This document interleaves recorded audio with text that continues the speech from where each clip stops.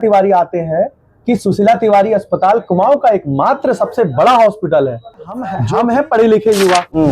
आप कहीं, मैं तो शासन प्रशासन से ये भी कहना चाहता हूं, आप गलतफहमी ये मत पालिएगा करके कि हम लोग जो भी मुद्दे हम उठा रहे हैं वो बड़ी मजबूती के साथ मुद्दे उठा रहे हैं। मोहित भाई ऐसा करके कि यार डॉक्टर कहाँ है, उन्होंने पास के बगल में एक हॉस्पिटल खुला है, सुशीला के जस्ट बगल में एक हॉस्पिटल खुला है, प्राइवेट बहुत बड़ा हॉस्पिटल खुला है। तो वो श्रीमान बताते हैं जहाँ पे कैश काउंटर है, जहाँ पे अपना पर्ची जो काटते हैं वहां पे श्रीमान वो बताते हैं कि जो डॉक्टर है वो बगल के हॉस्पिटल में आपको मिल जाएंगे। ये नमस्कार दोस्तों, मैं आपका दोस्त मोहित बिष्ट और इस वक्त मैं हूं रामनगर में और मेरे साथ जो बैठे व्यक्ति ये हैं कुलदीप कड्याल जी। पूर्व में ज्येष्ठ प्रमुख रहे हैं ये कोटाबाग से और इस वक्त इन्होंने जो है उत्तराखंड की स्वास्थ्य व्यवस्थाओं को लेकर एक कड़ा प्रहार किया है। इन्होंने जो आवाज़ उठाई है वो मुहिम है इनकी, ताकि जो हमारे उत्तराखंड की स्वास्थ्य सुविधाएं हैं वो बेहतर हो सके। अगर हम बात करें कुमाऊं क्षेत्र की तो सबसे बड़ा हॉस्पिटल है यहाँ सुशीला तिवारी हॉस्पिटल हल्द्वानी में, लेकिन वहाँ पर जो आंकड़ा मौतों का सामना आ रहा है वो आपको हैरान कर देगा, क्योंकि यहाँ पर 3 साल में 2023, 2024 और 2025 में जो मौतों का आंकड़ा है वो है 6084, जो कि अपने आप में एक बहुत बड़ा आंकड़ा है। अगर जब इतना मौतों का आंकड़ा यहाँ पर है तो जो मुर्दा घर हैं वो क्या कर रहे हैं। तो मेरे सामने बैठे कुलदीप जी, बहुत बहुत स्वागत है सर आपका। और जो आपने सूचना अधिकार के माध्यम से रिपोर्ट निकाली है, इसने पूरे कुमाऊं में कहीं ना कहीं खलबली मचा दी है, तो क्या कुछ कहना चाहेंगे इस पूरे विषय पे। धन्यवाद मोहित भाई। जैसे कि मैं आपको बताता हूं कि पूर्व में भी हमारे द्वारा समय समय पर डॉक्टर सुशीला तिवारी अस्पताल, जो कि कुमाऊं का एकमात्र सबसे बड़ा हॉस्पिटल सुशीला तिवारी अस्पताल है जी, उसकी बदहाल स्वास्थ्य व्यवस्था के लिए पूर्व में भी आपने देखा होगा कि आप मोहित भाई आप ही उसमें भुक्तभोगी, आप खुद ही वहां पीड़ित है वहां पे आप। बिल्कुल। तो ऐसे तमाम पर्वतीय क्षेत्र, क्योंकि हमारा उत्तराखंड का 42% की आबादी वाला कि कुमाऊं का क्षेत्र, जिसमें एकमात्र डॉक्टर सुशीला तिवारी अस्पताल है, उसकी बदहाल स्वास्थ्य व्यवस्था इस तरह मतलब चरमरा चुकी है कि आप देखेंगे कि उसमें इलाज के दौरान 2023, 24 और 25 में 6084 मौतें ये इलाज के दौरान हुई है। बिल्कुल। और उसका सबसे बड़ा रीजन क्या है, हम लोगों ने पूरा तह तक हम गए थे उसमें, तो हमने सूचना का अधिकार मांगा। उसमें सूचना के अधिकार में ऐसी ऐसी बड़ी बड़ी खामियां आई जिसमें मेरे सामने, बल्कि मैं ये सूचना के अधिकार में आपको बताना चाहता हूं कि इसमें हमने 2023 का, 24 का और 25 का डाटा मांगा इसमें। और उसमें मैं आपको मोहित भाई दिखाना चाहता हूं कि 6 महीने का आंकड़ा ये है इसमें जी। ये 1107 का आंकड़ा है, आप इसको देखेंगे जी। ये 1111 मतलब 1107 मौतें, ये सिर्फ जब हमने 1/6/2025 से 8/1/2026 तक मांगी, यानी ये 6 महीने का आंकड़ा है जी। इस 6 महीने में 1107 मौतें हो चुकी हैं। और वैसे ही पूर्व का आंकड़ा मैं आपको बताऊंगा तो उसका आंकड़ा है, वो आंकड़ा अगर आप सुनेंगे तो मतलब देखते रह जाएंगे। ये है 2023 का आंकड़ा, बिल्कुल, जो कि 2194, और 24 का आंकड़ा है 2008। ये मौतें तब हुई हैं जब आपकी इलाज के दौरान, और उसमें जो आई हैं बीच में हमारे पास सूचना के अधिकार से आया था कि इसका मतलब आपने जब इलाज कराया तो उसमें क्या ऐसा रीजन था कि आपने रेफर करा है या उनकी मृत्यु हुई है या किस तरीके की क्या वजह रही जी। तो उसमें दिखा गया था कि मैं आपको दिखाना चाहता हूं, ये है आप इसका डाटा, मतलब आप इसमें मान के चलिए कि इसमें जो हमने सूचना के अधिकार से मांगा है, इसमें यह बताया गया है कि उसमें मशीनरी का अभाव, विशेषज्ञों का अभाव, ये इसमें पहला है, जो कि यहां से हम लोग रेफर करते हैं और कहीं ना कहीं इलाज के दौरान पेशेंट की मृत्यु होती है। और मैं बताना चाहता हूं आपको मोहित भाई कि सुशीला तिवारी अस्पताल में आप लोग भी जाते हैं, हम लोग भी जाते हैं, पर्वतीय क्षेत्र से हमारे जनप्रतिनिधि लोग भी जाते हैं, रात को कॉल भी आती है हमें, बिल्कुल, चाहे दिन हो चाहे रात हो कैसी भी हो। उसमें जब हम लोग जाते हैं तो अधिकतर लोग ऐसे लोग आते हैं कि जिनके पास रोजी रोटी मतलब खाने के लिए भी उनके पास घर में पैसे नहीं होंगे, बिल्कुल बिल्कुल, अन्न नहीं होगा, बिल्कुल, तो ऐसे लोग जाते हैं। तो ऐसे लोगों का वैसे ही उनकी प्रॉब्लम इतनी है कि वो कितना कहाँ पर्वतीय क्षेत्रों से नीचे पहले आपके सामुदायिक स्वास्थ्य केंद्र में आते हैं, उसके बाद जिला अस्पताल के इसमें आते हैं, वहां से रेफर होते हैं, सामुदायिक से रेफर होते हैं, फिर वो कहाँ रेफर होते हैं, सुशीला तिवारी लास्ट में। इस उम्मीद में सुशीला तिवारी आते हैं कि सुशीला तिवारी अस्पताल कुमाऊं का एकमात्र सबसे बड़ा हॉस्पिटल है, जो कि हमारे कुमाऊं क्षेत्र का सबसे बड़ा हॉस्पिटल है।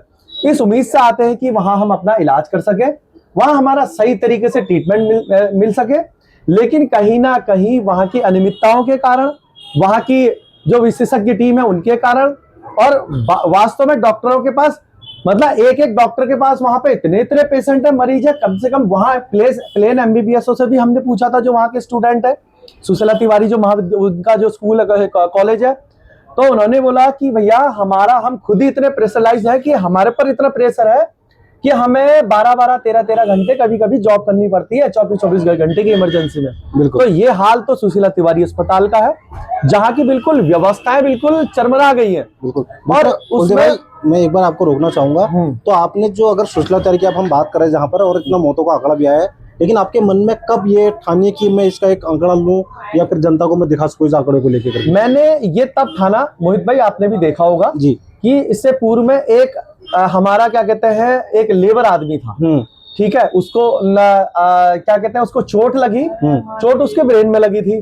ब्रेन में लगने के बाद उसको सामुदायिक स्वास्थ्य केंद्र, यहाँ नजदीकी हमारा सामुदायिक स्वास्थ्य केंद्र है, वहां ले जाया गया। तो वहां पे उसको प्राथमिक चिकित्सा तक उपलब्ध नहीं कराई गई, ठीक है, मतलब वो उसको ये पहला जो प्राथमिक जो उपचार होता है वो उपचार ही उसको नहीं मिल पाया। तो उस उपचार के दौरान उसको सीधे रेफर कर दिया जाता है डॉक्टर सुशीला तिवारी अस्पताल। तो तब जाके पैसे तो हमने जब देखा था कि हम लोग जाते थे, मिलने जाते थे, देखने जाते थे कि यार क्या स्थिति है, वैसे स्थिति पहले से ही वहां पे मतलब बड़ी स्थिति खराब है। उस बार भी एक मैडम बोल रही थी कि हमारी वीडियो मत बनाओ तो हाँ, नहीं उस वक्त तो हम देखिए हम है पढ़े लिखे युवा, आप कहीं, मैं तो शासन प्रशासन से ये भी कहना चाहता हूँ, आप गलतफहमी ये मत पालिएगा करके कि हम लोग जो भी मुद्दे हम उठा रहे हैं वो बड़ी मजबूती के साथ मुद्दे उठा रहे हैं मोहित भाई। बिल्कुल बिल्कुल। पहली बात तो ये तो नहीं है कि हम बिगर आग देखे बंद करके बिल्कुल हमने मुद्दे उठा दिया कि ये वो ऐसा वो करके, आप लोगों ने भी हमारी देखा है मोहित भाई, हम लोग एक साथ ही मोहित भाई इतना काम हमने करा है, इतना पीड़ित आप भी हैं, हम भी हैं पीड़ित में। बिल्कुल।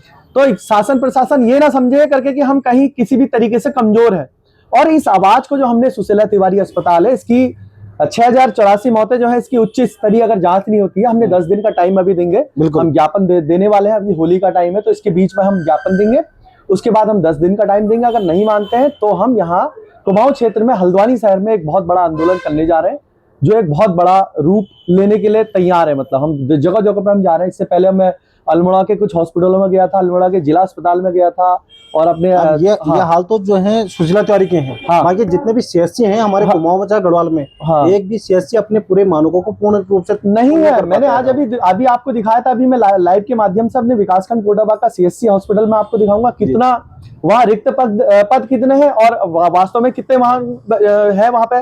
और सरकार कहती है कि हम लोगों ने स्वास्थ्य में बिल्कुल पेशेंट ही नहीं मिल रहा है। पेशेंट कहाँ से मिलेगा जब आप वहां चंदन हॉस्पिटल का फीता काटेंगे तो कहां से आपको वो आएगा वहां पे। बिल्कुल वहां तो आप तो प्राइवेट हॉस्पिटलों को वहां खोलते जा रहे हैं। मैं मोहित भाई आपको बताना चाहता हूं कि 10-12 साल पूर्व पहले इस हल्द्वानी शहर में बहुत कम हॉस्पिटल हुआ करते थे। हमने खुद सुशीला तिवारी में अस्पताल में जब ये ट्रस्ट के अधीन था तो इतना बेहतरीन इलाज इस हॉस्पिटल में होता था। लेकिन आज की स्थिति, आज के शासन प्रशासनों ने की जो अनदेखी है, जो बिल्कुल ही जो स्थिति आज है, बहुत ही सोचनीय और बहुत ही भयानक स्थिति है हमारे स्वास्थ्य में। आपको बता दूं कुलदीप भाई, यहाँ क्या हो रहा है सुशीला तिवारी में जितने अभी डॉक्टर भी बैठे हैं ना, मैं व्यक्तिगत नाम तो नहीं ले रहा, फिर ही बताऊं कि लोग वहाँ पे इलाज कर रहे हैं और पेशेंटों को वहाँ पे लूट रहे हैं। उसके बाद वो कुछ साल बाद इस्तीफा देके निजी हॉस्पिटल भी खोल रहे हैं। मोहित भाई ये मेरे साथ कल ही हुआ है। मोहित भाई सही बात करी। ये कल ही जब मैं सुशीला तिवारी में ऑनलाइन जब हम वहां गए थे तो मैंने न्यूरोलॉजिस्ट, मैंने पूछा कि यार यहाँ ये डॉक्टर फला मैं भी नाम मैं आपको बताता हूँ कि मैंने पूछा करके कि यार ये डॉक्टर कहाँ है। उन्होंने पास के बगल में एक हॉस्पिटल खुला है, सुशीला के जस्ट बगल में एक हॉस्पिटल खुला है, प्राइवेट बहुत बड़ा हॉस्पिटल खुला है। तो वो श्रीमान बताते हैं जहाँ पे कैश काउंटर है, जहाँ पे अपना पर्ची जो काटते हैं वहां पे श्रीमान वो बताते हैं कि वो हॉस्पिटल, वो जो डॉक्टर है वो बगल के हॉस्पिटल में आपको मिल जाएंगे। ये स्थिति तो वहां की हो रही है। अब आप ये बताइए, और जितने भी वहां के, अब वैसे तो हम क्या कहते हैं, जब जनता को सब कुछ पता है, लोग मतलब क्या कहते हैं अपनी नौकरी इधर कर रहे हैं, लेकिन आप कहीं ना कहीं अपना प्राइवेट उन्होंने बगल में खोल रखा है।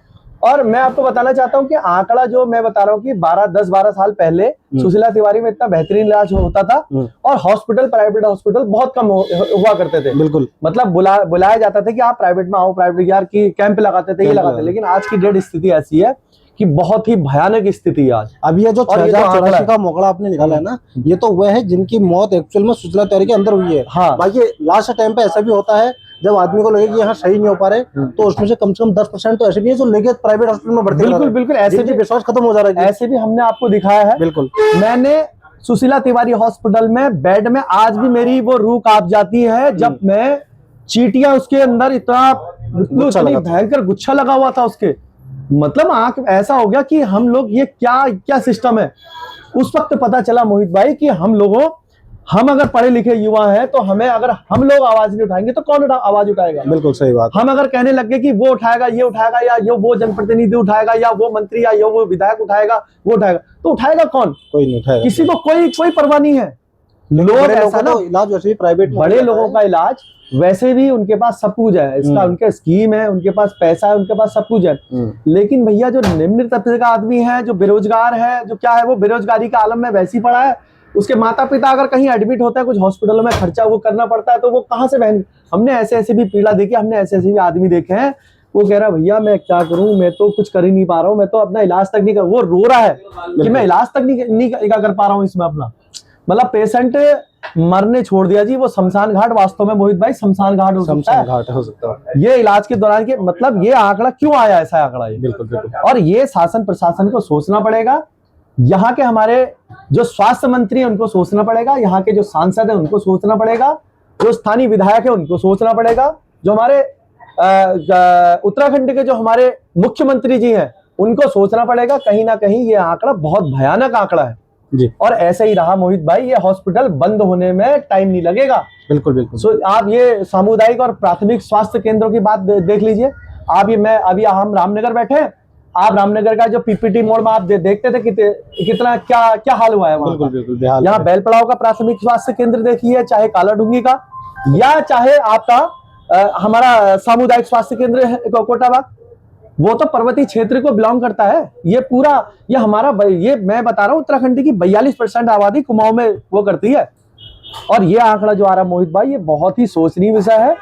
और मैं आपके चैनल के माध्यम से, मैं आपके माध्यम से बताना चाहता हूँ, क्योंकि आपके ऊपर भी इन लोगों ने बड़ी, मतलब मैं कहता हूँ कि क्या, एक तो आपके पिताजी इतना, मैं खुद ही अब ये बात बोलने में मुझे बड़ा दुख हो रहा है कि यार उनकी आत्मा को भगवान शांति दे, कि ऐसी स्थिति में भी आप लोग हॉस्पिटल डिपार्टमेंट ने आपके ऊपर केस करा। बिल्कुल। अब बताइए, अगर ये स्थिति, अगर ये यहाँ की स्वास्थ्य महकमे की है, तो अब और आम आदमी क्या करेगा बताइए? जो आम आदमी तो उठाने वाला, वो तो वैसे ही हो जाएगा, जो आवाज उठाएगा उसी के ऊपर केस कर दिया जाएगा। ये हमारे सिस्टम की कहीं ना कहीं नाकामी है कि उसको किसी भी प्रकार जो है वो दबाओ। तो आप लोगों ने देखा, जो आज हमारे साथ कुलदीप भाई हैं और लगातार ये उत्तराखंड स्वास्थ्य सुविधाओं के लिए आवाज उठा रहे हैं, तो आप इनसे जुड़ सकते हैं। और बहुत जल्दी अगर सुशीला तिवारी में यह सुधार नहीं होता है, इन मौतों का आंकड़ा अगर सही में कारण पता नहीं किए गए, तो कहीं ना कहीं उग्र आंदोलन होगा, जिसमें सभी कुमाऊं के क्षेत्र वाले हिस्सा भी लेंगे और सरकार को आईना दिखाने का कार्य भी होगा कि जल्द से जल्द सुधार करें स्वास्थ्य व्यवस्थाओं के ऊपर में। तो बहुत बहुत धन्यवाद आप सभी लोगों का।